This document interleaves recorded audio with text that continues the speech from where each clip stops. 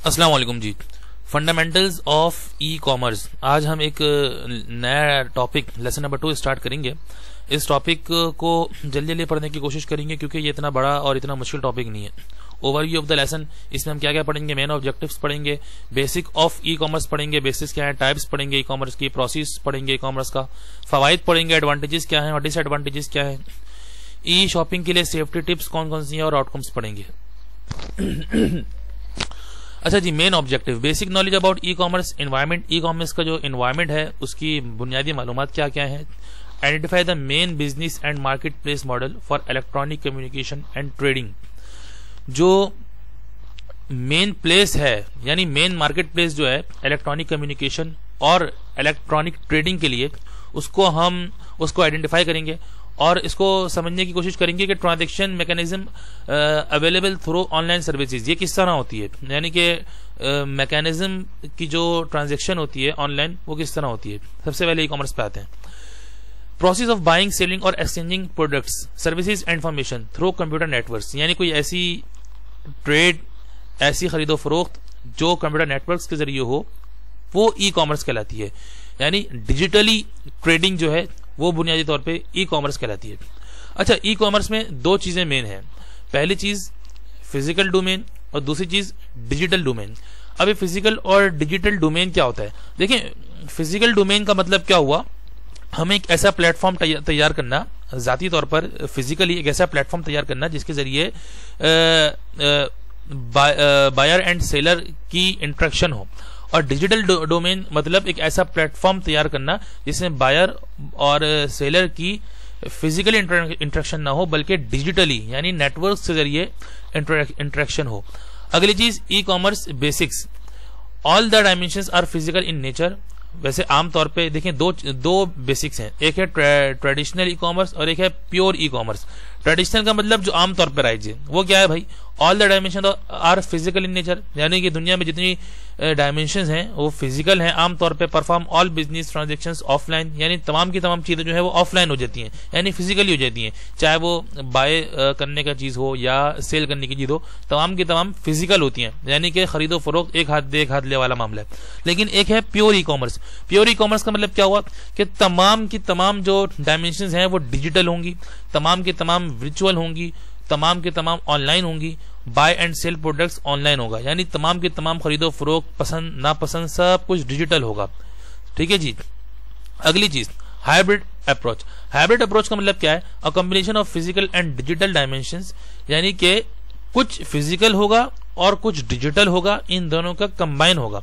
Hybrid का मतलब यही है कि फिजिकली और डिजिटली दोनों को आपस में कंबाइन कर देना। प्रोवाइड सम सर्विसेज ऑनलाइन, यानी कुछ सर्विसेज ऑनलाइन होंगी और कुछ सर्विसेज जो है वो ऑफलाइन होंगी। अच्छा जी, e commerce example. E commerce example के लिए इन्होंने आपके सामने एक ऑनलाइन वेबसाइट का आपके सामने इन्होंने एक इश्तिहार दिया है। इसके अलावा दराज जो है वो ई कॉमर्स है, अमेजॉन ई कॉमर्स है, ये सारी चीजें वेबसाइट जिसके जरिए ऑनलाइन खरीदो फरोख्त होती है ये ई कॉमर्स वेबसाइट कहलाती है।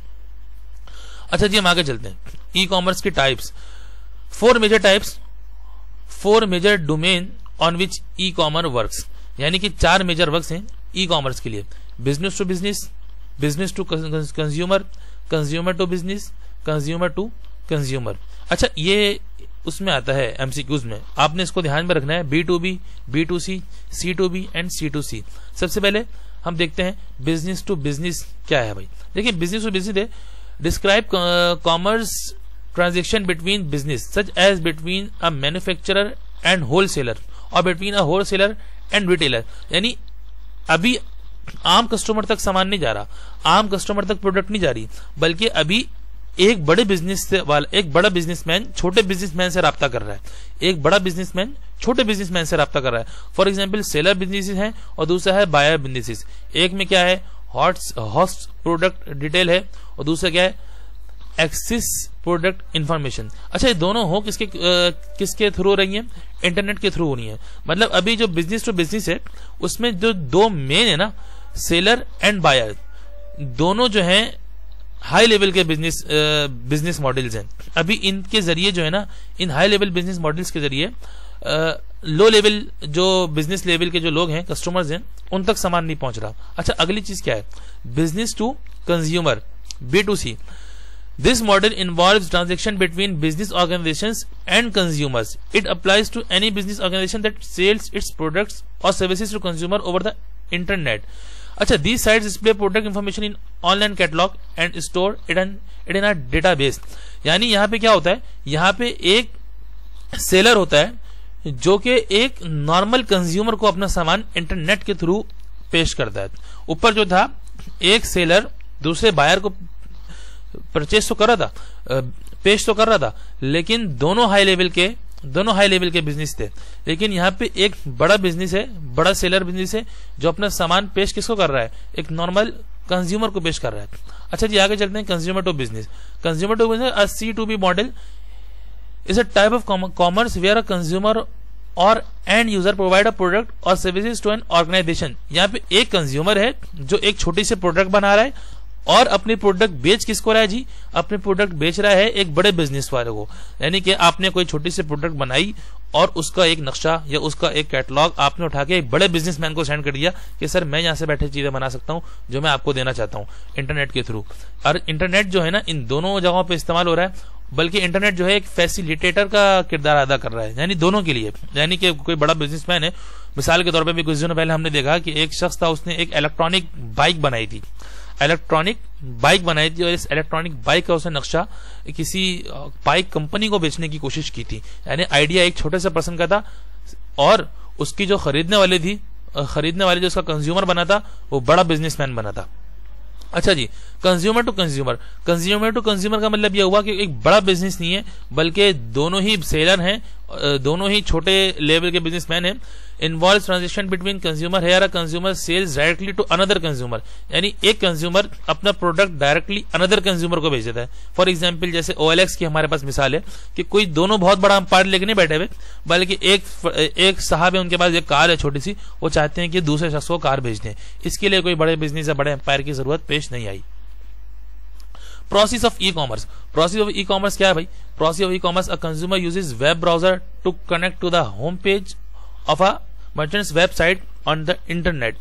यानी कि कंज्यूमर को कनेक्ट होना पड़ेगा किसी भी वेबसाइट के होम पेज पे इंटरनेट के थ्रू, और उसको कोई कैटलॉग सेलेक्ट करना पड़ेगा परचेस करने के लिए. The selected item are place in the electronic equivalent of a shopping cart, और अपना जो सामान है उसे किसी ऑनलाइन वेबसाइट के ऊपर कार्ट करना पड़ेगा. कार्ट का मतलब यह हुआ कि जो चीजें पसंद आ रही हैं, जो चीजें खरीदनी है, उनको पहले ऐड टू कार्ट करना पड़ेगा. उसके बाद जो है उसके पास ऐड टू कार्ट करने के बाद फीस अदा करनी पड़ेगी. फीस अदा करने के बाद जो है उनके पास डिलीवरी हो जाएगी. अच्छा जी, कुछ और मजीद है. When the payment method is identified and the order is completed at the commerce server site, the merchant site display a receipt confirming the customer's purchase. यानी वही बात हो गई कि अगर आपको कोई सामान पसंद आ गया तो आपने पेमेंट अदा कर दी और सर्वर साइट के ऊपर अपने अकाउंट के कई सारे तरीके हो सकते हैं, उसके बाद आपने अपना सामान डिलीवरी के लिए ओके कर दिया. अच्छा जी, ये देखें, इन्होंने एक हमारे पास तस्वीर बना के दी है. Process of e commerce, order placed by user, shopping cart, पैसे जो है वो जमा करवा दिए, ऑर्डर इज कंप्लीटेड वेबसाइट के through, email is send to customer and merchant. यानी कि ईमेल जो था वो कस्टमर को पहुंच गया. सेंड टू हाउस, यानी कि सेंड टू वेयर हाउस, और फुलफिलमेंट यानी जो ऑर्डर था वो तैयार होना शुरू हो गया. Shipping carrier, pickups and shipment, यानी कि अब ये ऑर्डर तैयार होकर कहां पहुंच रहा है, कस्टमर के पास पहुंच रहा है. यानी एक पूरा जो सिस्टम है इन्होंने ऐसे बना दिया. Advantages and disadvantages. भाई ई कॉमर्स के एडवांटेजेस क्या है? देखिए भाई, faster buying selling produce as well as easy to find products buying selling. यानी कि 24 घंटे या 7 घंटे जो है ये कंप्लीट काम हो सकता है. बहुत स्पीड में जो है ये तमाम शॉपिंग हो सकती है. दुनिया में कहीं से भी कोई चीज शॉप की जा सकती है, दुनिया में कहीं से भी कोई चीज खरीदी जा सकती है. लो ऑपरेशनल कॉस्ट होती है. इसके अलावा फिजिकल कंपनी सेटअप्स की जरूरत नहीं पड़ती. अच्छा, स्टार्ट करने और मैनेज करने के लिए बहुत आसान है ये business. Customer can easily select products, यानी आराम से अपनी प्रोडक्ट को सेलेक्ट किया जा सकता है. कम्युनिकेशन जो है और भी ज्यादा इंप्रूव हो सकती है. डिसएडवांटेजेस क्या है जी? Unable to examine products personally, यानी कि जाती तौर पे जो है प्रोडक्ट का सही से जायजा नहीं लिया जा सकता, यानी सामने वाला आपको क्या चीज दे रहा है। Not everyone is connected to the internet, और हर कोई इंटरनेट से कनेक्ट नहीं हो सकता, यानी कि किसी के पास इंटरनेट की सहूलत मौजूद है और किसी के पास सहूलत मौजूद नहीं है। There is the possibility of credit card number theft, यानी कि जो आपका क्रेडिट कार्ड है, अकाउंट है, उसके नंबर्स चोरी हो जाने का अंदेशा होता है, जिससे दूसरे लोग जो है वो स्पैम करके नाजायज फायदा उठा लेते हैं। कभी कभी मैकेनिकल फेलियर्स आ जाते हैं और जिसमें डिलीवरी का प्रॉब्लम आ जाता है और पेमेंट का इशू आ जाता है। अच्छा जी, ई शॉपिंग सेफ्टी टिप्स। सेफ्टी हमारी किस तरह हो सकती है? चेक आउट सेलर्स, यानी कि सेलर्स को सबसे पहले आपने चेक करना है कि जिन लोगों से आप सामान खरीद रहे हैं वो सारे के सारे दुरुस्त हैं कि नहीं है। Conduct independent research before you buy from a seller you have never done business with. Some attackers try to trick you by creating malicious website that appear real, यानी कुछ वेबसाइट्स ऐसी लोगों ने बनाई भी होती हैं जो लोगों को दिखने में तो बड़ी अच्छी नजर आ रही होती हैं, बिल्कुल ओरिजिनल की तरह नजर आ रही होती हैं, लेकिन वो ओरिजिनल नहीं होती और लोग उनके ऊपर पेमेंट कर देते हैं। पेमेंट करने के बाद डिलीवरी नहीं हो पाती क्योंकि वो चोरी कर रहे होते हैं, वो थेफ्ट कर रहे होते हैं। अच्छा, make sure that site is genuine, इस बात को कंफर्म कर लें कि जिस साइट से आप जो है वो कर रहे हैं, जिस साइट से आप काम कर रहे हैं वो साइट आपकी बिल्कुल जो है वो जेन्युइन है। अच्छा जी, ई शॉपिंग से सेफ्टी टिप्स में मजीद कुछ चीजें। प्रोटेक्ट योर पर्सनल इंफॉर्मेशन, अपनी पर्सनल इंफॉर्मेशन हमेशा प्रोटेक्ट में रखें, सेव रखें, किसी से शेयर न करें। Turn on your computer of when you finished shopping, जब शॉपिंग कर लें तो अपने कंप्यूटर फौरन टर्न ऑफ कर दें, वरना अक्सर होता यह है कि दूसरे कंप्यूटर्स को इस्तेमाल कर लेते हैं, आपका डेटा उसके ऊपर पहले से मौजूद होता है, तो ये साइबर क्राइम के मामलात में आ जाते हैं और दूसरे आपकी इंफॉर्मेशन हासिल करके आपके बैंक अकाउंट क्या बल्कि आपके जरिए से, आपके अकाउंट के जरिए दूसरी चीजें ऑर्डर कर सकते हैं। आउटकम्स क्या है भाई? Have the concept and process that comprise the technical infrastructure of e commerce sites and be able to solve problem about online transaction, यानी कि इसका फायदा ये हुआ, आउटकम से निकले कि इसको पढ़ने के बाद आपका कम से कम इतना कंसेप्ट क्लियर हुआ कि ऑनलाइन ट्रांजैक्शन में आपको कोई भी मसला दरपेश आए तो आप उसका बआसानी हल निकाल सकते हैं। बहुत शुक्रिया।